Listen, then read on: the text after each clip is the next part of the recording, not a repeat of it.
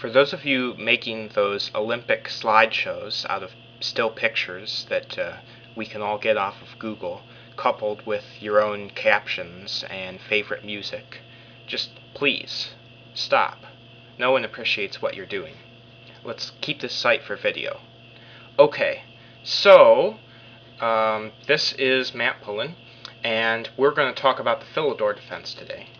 Philidor Defense is a double king pawn opening. It starts at e4, e5, knight f3, and usually black would play knight c6 to defend the pawn, but he can play d6 instead. And although it's a little cramped because it blocks in the bishop on f8, it's a very acceptable way to defend against the king pawn opening. White will then play d4, which improves the open lines that his pieces need to get out, and it also puts pressure on the pawn on e5. And here black has a wider choice than you might think, but today I'm going to focus on the move knight to d7. Now, what is the motivation behind playing knight to d7? Well, to understand why black plays knight to d7, we need to look at knight f6 first. Knight f6 is a counterattack on the pawn on e4, quite similar to the Petrov defense against the king pawn.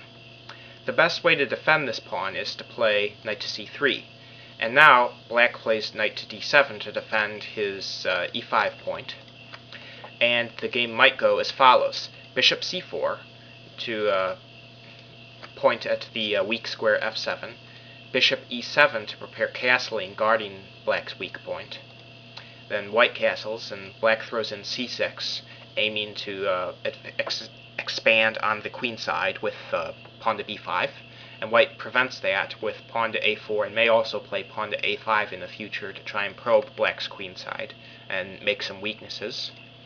So black castles, and now white plays pawn to h3, stopping the knight from coming to g4 and preparing to develop his bishop to e3, and now queen to c7. And now this, there are a lot of extra arrows here, sorry. This is what I regard as the main line of the Philidor defense. And here, black has a point on e5 that he's maintaining, and all his pieces are developed behind his pawns, except for this knight on f6. And black has a couple ideas here. He can very slowly nudge forward with his pawns, and then try and support some sort of a queenside push like b5 or c5. He can also exchange pawns at some point on d4, and then use his rook on the half-open e-file to pressurize the white pawn on e4. Also, he can use this square on e5 that he vacates as an operation for the black pieces to use. So this kind of position is what black is going for when he plays the Philidor defense. It's his pieces are not very active, but it's very tough to crack, and if black plays patiently, he can get chances later in the game. So the problem with playing knight to f6 here, as some people have realized, is that if white wants to, he can get a very drawish endgame with pawn takes pawn. Because after knight takes, there's queen d5, and this is sort of annoying for black if he wants to play the Philidor defense for a win. It attacks the knight on e4, so black would play knight to c5, guarding the pawn on b7 so that he can play bishop to e6 if necessary. And now white plays bishop to g5.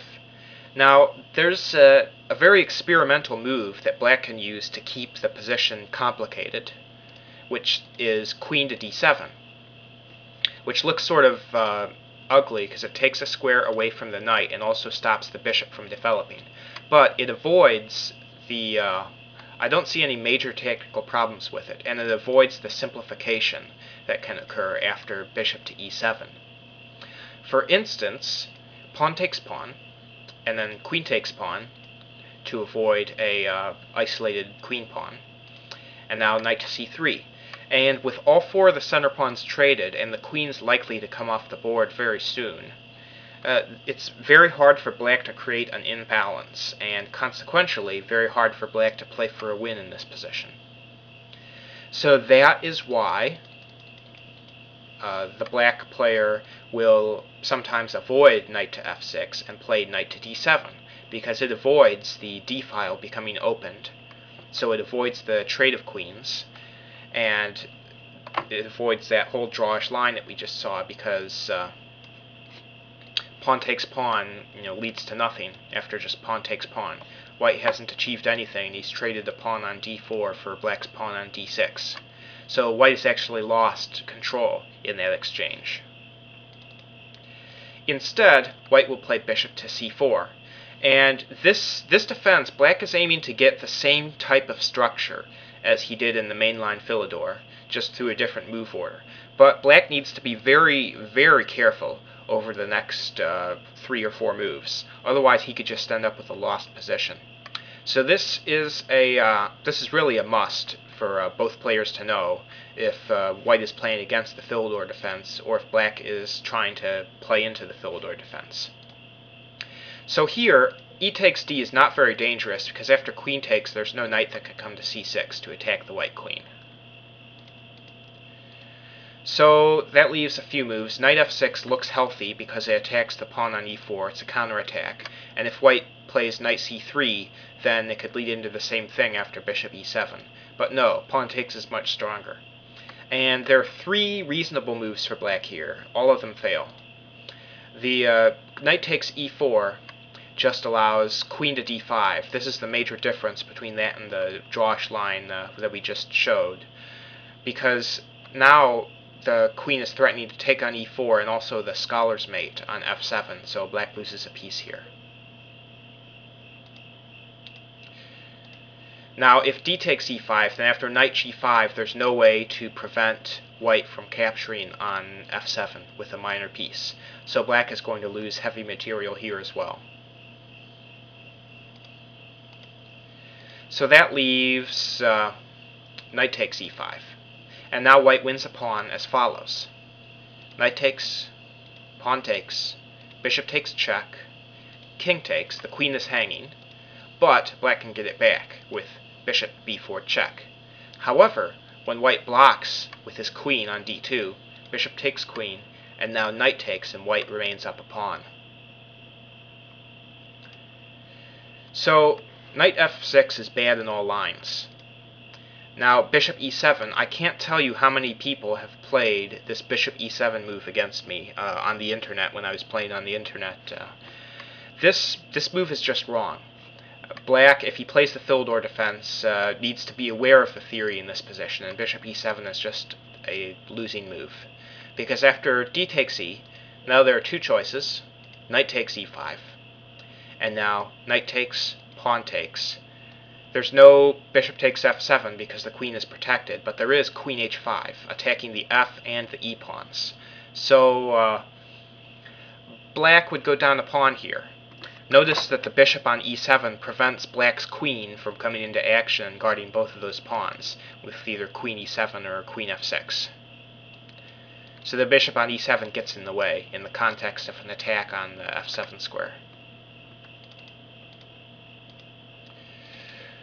Now there's also pawn takes e5, but this just loses a piece, because after queen to d5 threatening the scholar's mate, there's no way for black to defend this square, except, say, play knight h6, and now just bishop takes h6, threatening the checkmate again, and white will stay up a piece. So bishop e7 is a bad move. c6 is the only acceptable try for black. And this stops the queen from coming to d5, and it also gives black's queen an escape. So, it's all good. c6, and now knight g5 is not dangerous, because knight h6 and the f7 square is under control. So white should just castle. And now, after bishop to e7, white can take. And now knight takes just loses a pawn, as we've seen before. The same tactic. So d takes, and now knight to g5, threatening to take on f7. And there are 2 choices here. Knight h6, I think, is okay. After queen h5 attacking 3 times on f7, this forces black to castle and guard it with his rook. And now rook to d1, activating on the open d file, and also preparing to bring the queen knight and queen bishop into play. And this I think is a slight advantage for white, because this knight on h6 is not well placed. So knight h6 is kind of interesting. Bishop takes g5 is also playable, but black loses the bishop pair, because after queen h5, then there's mate threatened, and also white threatens to just take the bishop. So queen e7 to guard the mate, and now bishop takes, knight f6, and now queen h4. And this is an acceptable game for both sides. I think white is a little better because he has the bishop pair.